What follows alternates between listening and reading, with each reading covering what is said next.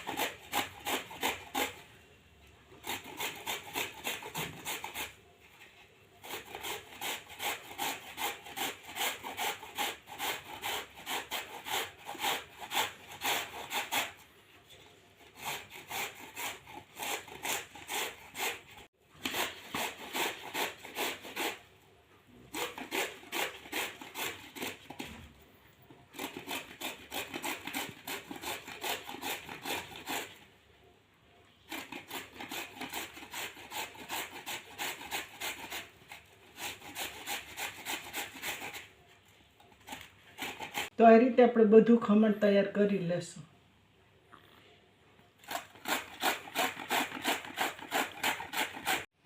તો આપણું આ ખમણ છે કિલો એક કેરીનું છે, તો આપણે 1.25 કિલો ખાંડ નાખીશું। તો પહેલાં આપણે બાફી લેશું। તો આપણે કુકરની અંદર બાફીશું। તેમાં આ રીતે આપણે કાંઠો રાખી દઈશું।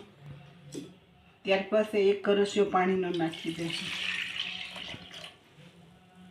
પછી આ રીતે એક વાસણ અંદર રાખી દેવાનું। તેમાં આ રીતે આપણે દબાવી રાખી દઈશું।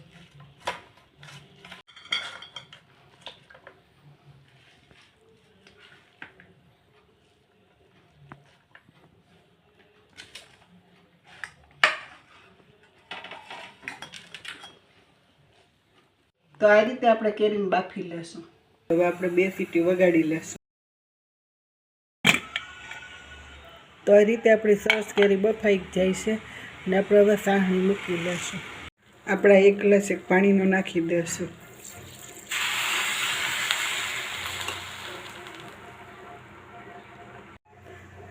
તો આપણે 1 ગ્લાસ પાણીનો નાખી દીધો છે। હવે આપણે ગેસ ચાલુ કરી દીધો છે।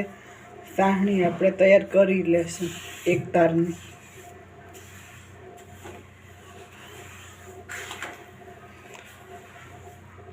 તો આપણે ધીમી ગેસે આ રીતે આપણે હલાવશું।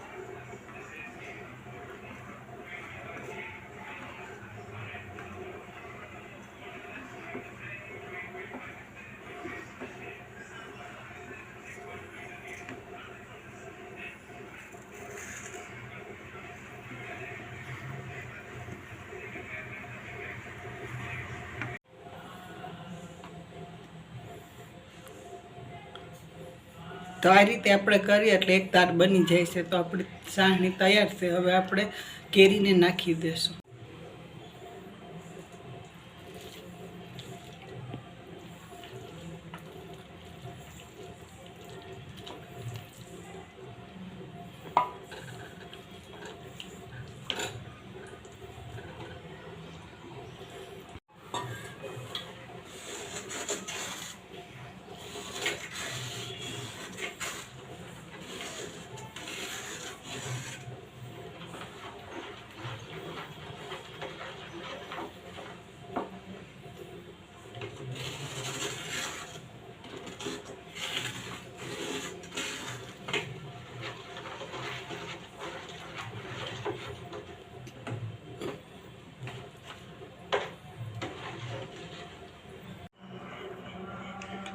તો આપણો ખાટો મીઠો મુરબો તૈયાર છે. તો એક મસાલો ઠરશે તો અહીંયા બનાવીને નાખી દઈશું.